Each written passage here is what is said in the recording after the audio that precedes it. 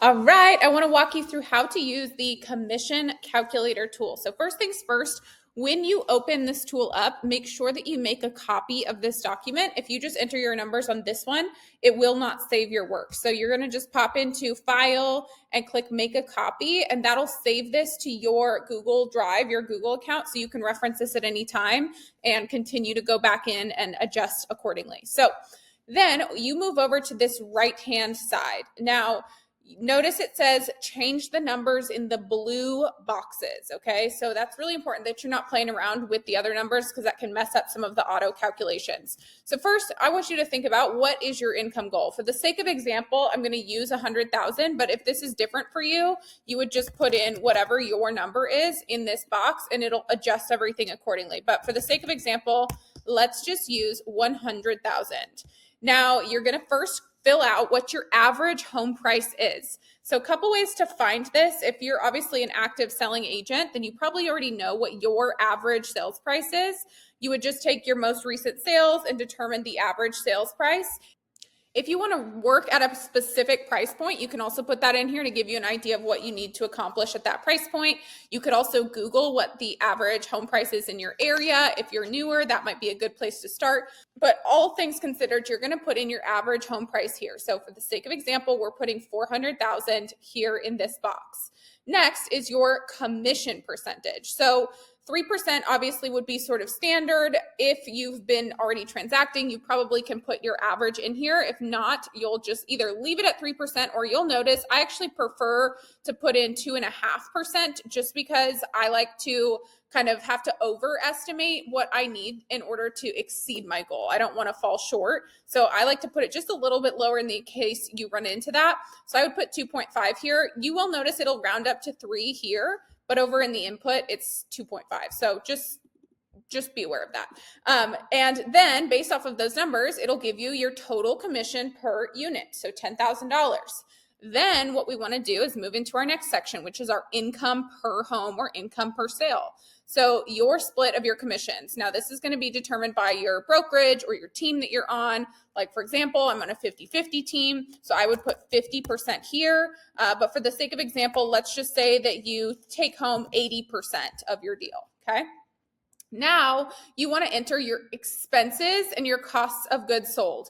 Now, if you don't know these numbers, we do have full trainings on this to help you determine that. But essentially your expenses are the expenses that you're going to pay on a monthly basis, like no matter what, whether you're selling a house or not. These are just expenses that you're going to incur. So if you personally have to pay for like your CRM or anything like that, that's what these expenses would be.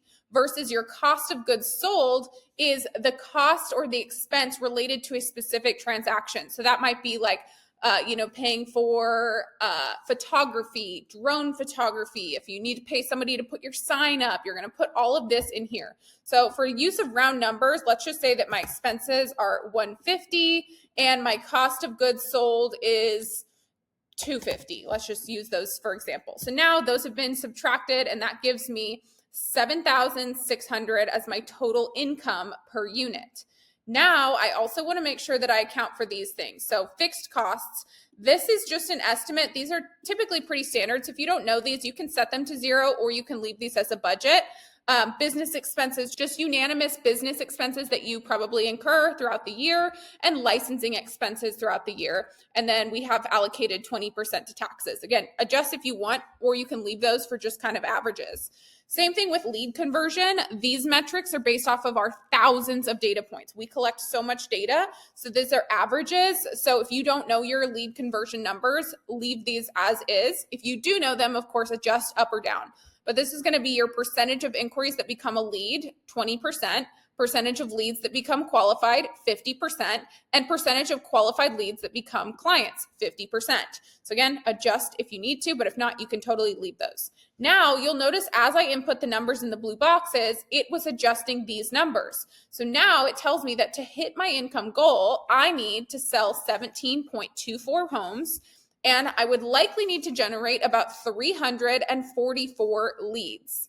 Now, again, as you adjust these numbers, these may change. So if my average home price was 1 million instead of 400,000, that drastically changes my numbers here. So you really want to make sure that you try to get these numbers as accurate as possible so that you can give yourself a good estimation of what you're going to need. Now, what this tells me is, okay, so my goal is to sell about 18 properties. And in order to do that, I'm going to need to generate this many leads. If I were to divide that up over working every day for 1 calendar year, that would mean that I'd need to add about 1 lead to my database per day. And so it's a really good benchmark for you to kind of break down in a more palatable way what you need to actually get in order to achieve your ultimate income goal. Okay. Next, what you're going to do if you want to do the advanced, if not, you can stop here. And this is a great baseline for basing your business plan off of. If not, and you want to go a little further, you can bump up to the advanced section. So in our business, we base the majority of our calculations off of listings. Listings are a lot more predictable.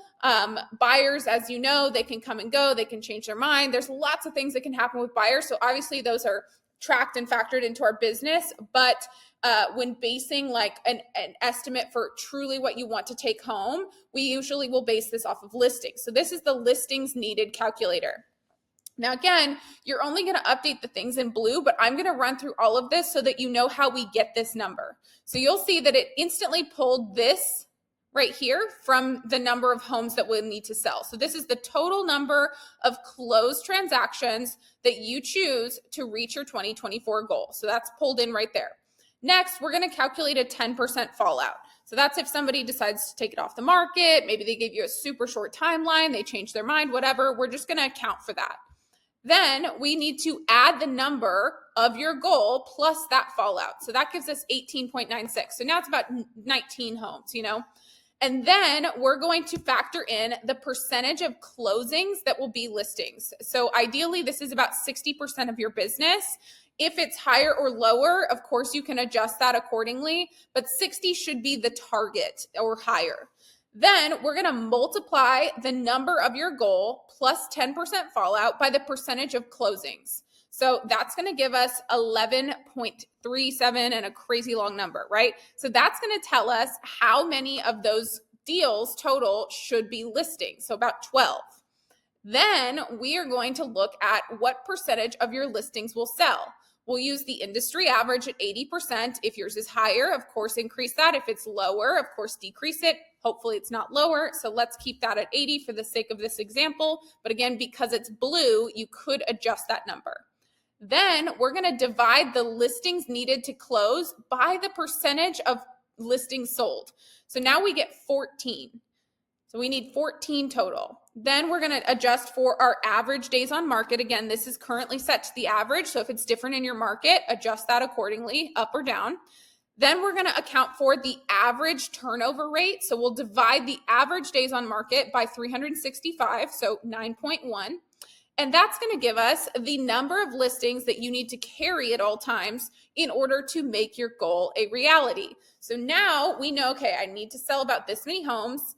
I need to generate about this many leads. And ideally, if 60% or more of my business is coming from listings, that would mean that over the course of 12 months, I should shoot for 2 listings that I'm carrying at any given time in order to make this goal achievable. So the reason that I love this calculator is because now I have a really clear understanding of what I'm working towards and likely how many leads I need in order to get there. Now we can reverse engineer that and think, okay, so how am I going to get 344 leads? Well, I'm going to go into lead generation. I'm going to figure out my top 3 lead gen sources, and I'm going to make sure that I'm adding at least one new source or one new lead into my database every single day in order to achieve this goal. So super fun tool. You can play around with it. If you need any help, you can always rewatch this video to walk you through it, or you can jump into the community and ask a question. But this is really meant to help you set a baseline for what it is you're going to need to do in order to reach whatever your income goal is.